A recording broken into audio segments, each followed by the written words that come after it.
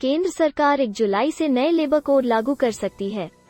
यदि ऐसा होता है तो कर्मचारियों को रोजाना 12 घंटे तक काम करना पड़ सकता है।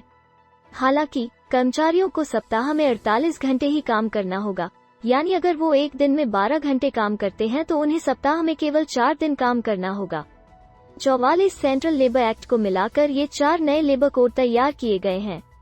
कई कंपनियां इसकी तैयारी कर रही हैं। यहाँ जानिए कि इनके लागू होने का आप पर क्या असर होगा।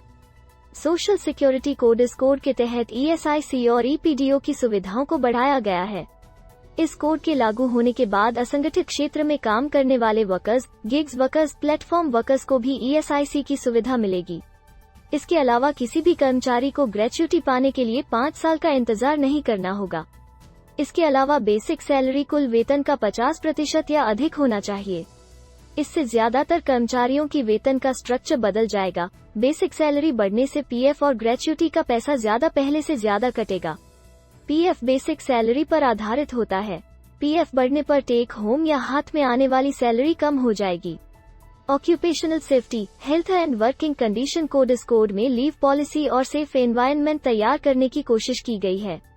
इस कोड के लागू होने के बाद 240 के बजाय 180 दिन काम के बाद ही लेबर छुट्टी पाने की हकदार बन जाएगी। इसके अलावा किसी कर्मचारी को कार्यस्थल पर चोट लगने पर कम से कम 50% मुआवजा मिलेगा। इसमें एक सप्ताह में अधिकतम 48 घंटे काम का भी प्रावधान शामिल है, यानी 12 घंटे की शिफ्ट वालों को सप्ताह में 4 दिन काम करने की छूट होगी। इसी तरह 10 घंटे की शिफ्ट वालों को 5 दिन और 8 घंटे की शिफ्ट वालों को सप्ताह में 6 दिन काम करना होगा।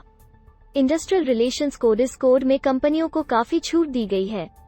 नया कोड लागू होने के बाद 300 से कम कर्मचारियों वाली कंपनियां सरकार की मंजूरी के बिना छंटनी कर सकेंगी। 2019 में इस कोड में कर्मचारियों की सीमा 100 रखी गई थी, जिसे 2020 में इसे बढ़ाकर 300 किया गया है। वेज कोड, इस कोड में पूरे देश के मजदूरों को न्यूनतम मजदूरी देने का प्रावधान किया गया है। इसके तहत सरकार पूरे देश के लिए कम से कम मजदूरी तय करेगी। सरकार का अनुमान है कि इस कोड के लागू होने के बाद देश के 50 करोड़ कामगारों को समय पर और निश्चित मजदूरी मिलेगी। इसको 2019 में ही पास कर दिया गया था।